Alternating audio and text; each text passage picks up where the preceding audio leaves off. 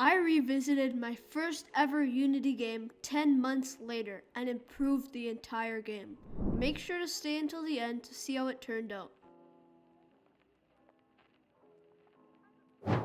This is my first time opening this project in 10 months. Before we get into improving the game, let's try it out.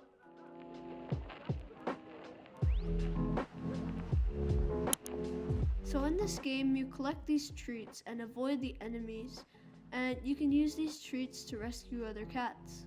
The rescue system isn't finished yet though, so that's one thing I need to work on. Also, the gravity scale is way too low. When I jump, I can just float left and right.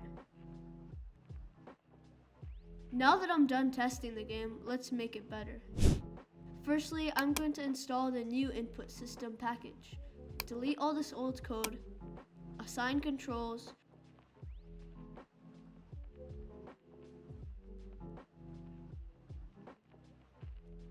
program the movement,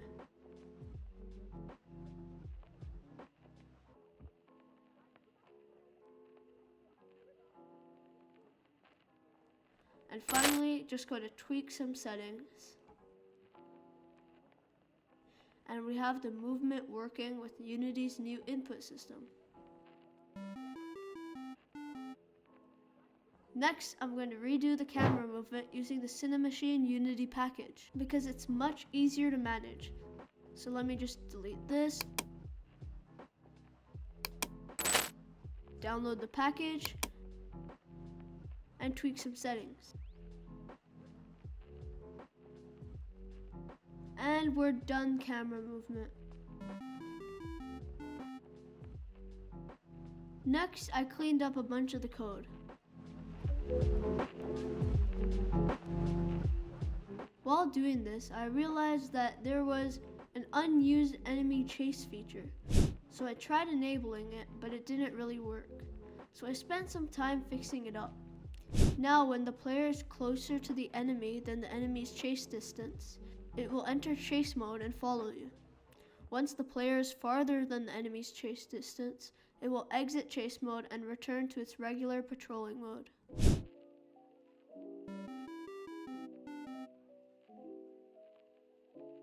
Then, some more code cleaning and bug fixing.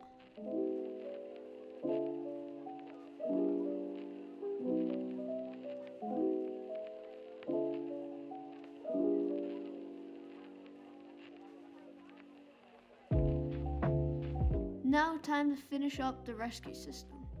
There's already some basic UI to rescue the cat, but after you click the rescue button, the cat just disappears.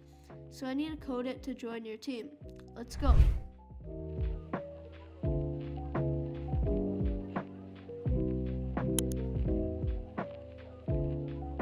After a few hours of work, I'm done a portion of it. So far, the heart floats out of the rescuable cat and is added to the UI. Now let's add some animation. I made this heart spinning animation. Next, I'm going to add it into the game and finish up the rescue system.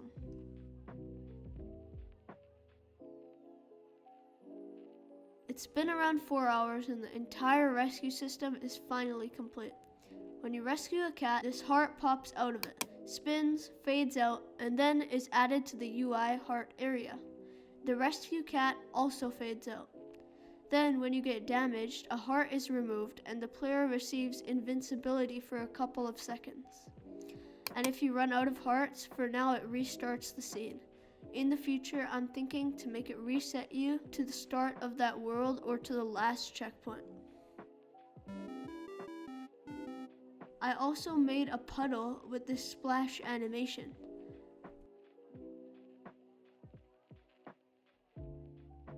When the player steps in one of these, their cat slows down for a couple of seconds before returning to normal speed.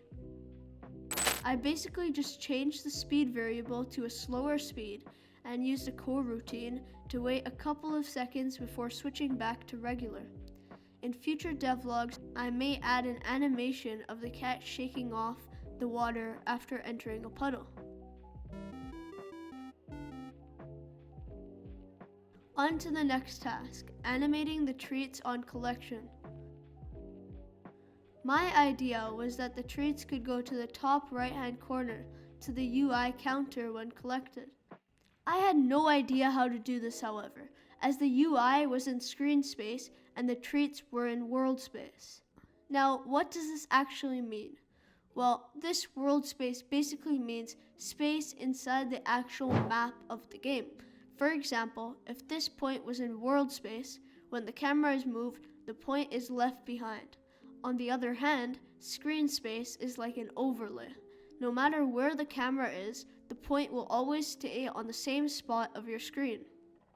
Anyway, I searched up a tutorial and began following it.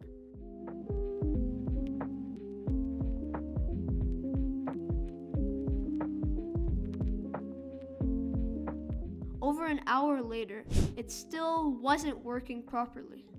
It would begin going in the direction of the counter, however, when the camera was moved, it would fly off the screen.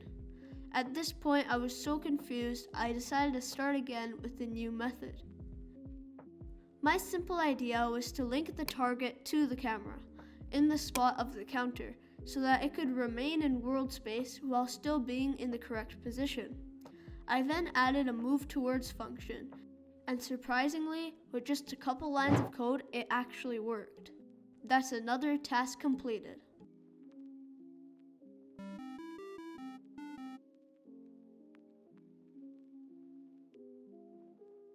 Next up, I really wanted to change the grass because it looked pretty bad.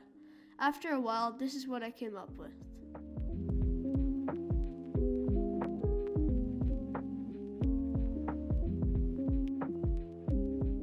I then replaced the ground sprites in the game and it looks much better.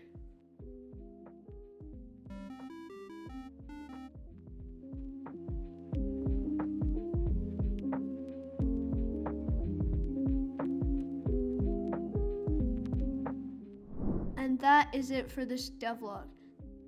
Thank you so much for watching. Be sure to like and subscribe if you want to see more devlogs. Bye.